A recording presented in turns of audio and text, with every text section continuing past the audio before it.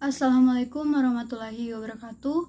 Perkenalkan, saya Nurwinda Ma'ruf dengan NIM 151421040, jurusan Pendidikan Guru Sekolah Dasar Fakultas Ilmu Pendidikan Universitas Negeri Gorontalo.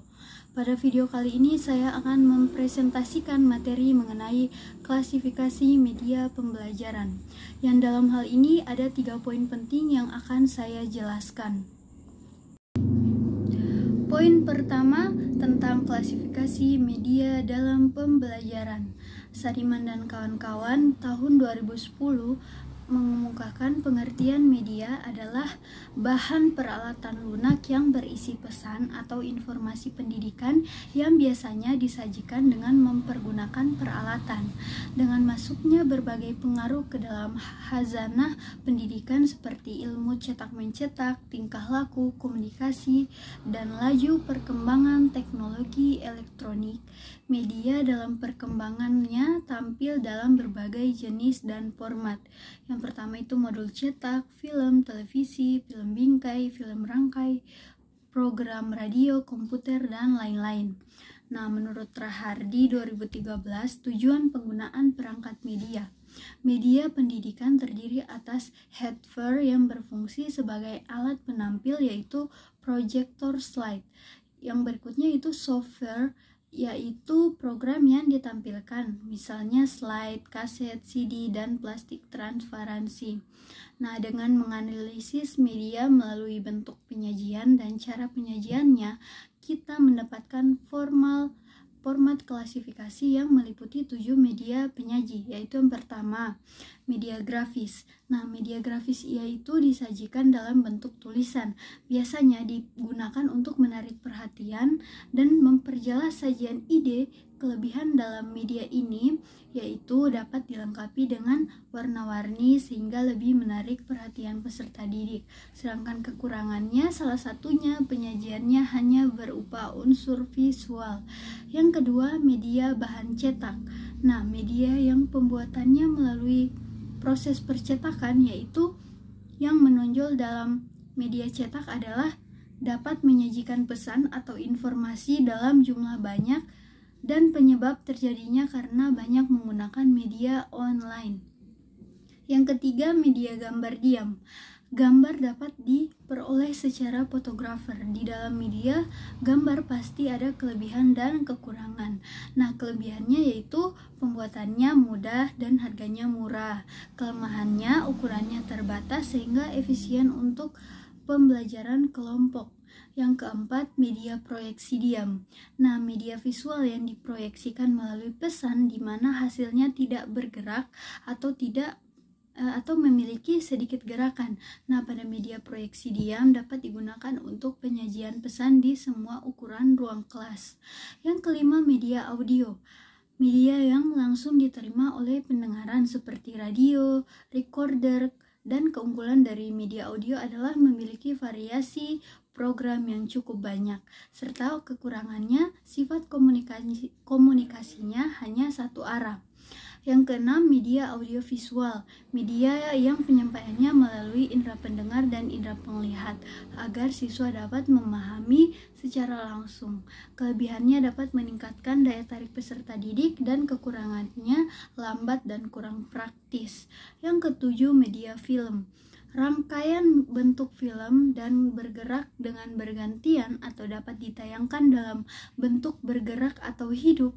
Keunggulannya mampu untuk mengabarkan peristiwa masa lalu secara realistis dalam bentuk waktu yang singkat, dan kelemahannya menekankan materi pada proses pengembangan materi tersebut.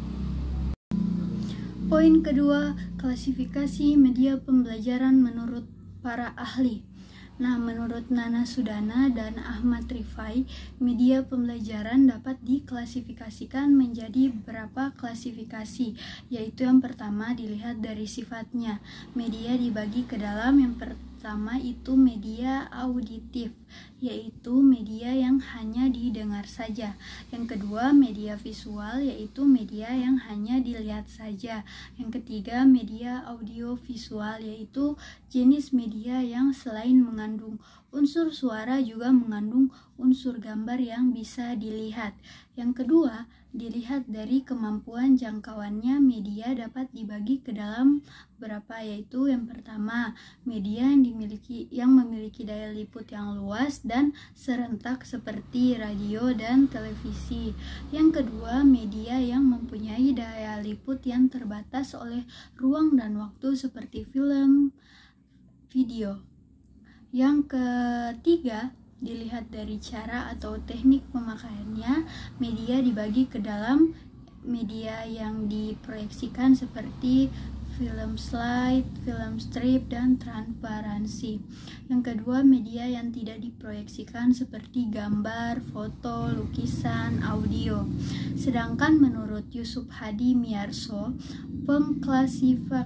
pengklasifikasian media berdasarkan ciri-ciri tertentu dikenal dengan taksonomi media, yaitu yang pertama, media penyaji yang terdiri dari kelompok 1 itu grafis, bahan cetak, dan gambar diam. Kelompok 2, media proyeksi diam. Yang kelompok 3, media audio. Kelompok 4 yaitu audio ditambah media visual diam.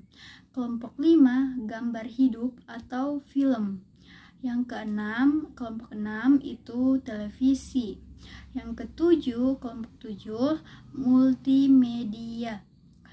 Yang kedua itu media objek. Nah, media objek ini adalah benda 3 dimensi yang mengandung informasi tidak dalam bentuk penyajian tetapi melalui ciri fisiknya seperti ukuran, berat, bentuk, susunan, warna, dan fungsi. Yang ketiga adalah media interaktif.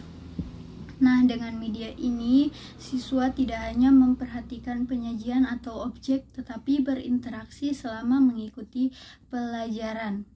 Dari pendapat para ahli tersebut, maka secara umum dapat mengelompokkan media menjadi yang pertama, media auditif, yaitu media yang hanya mengandalkan kemampuan suara saja seperti tape recorder.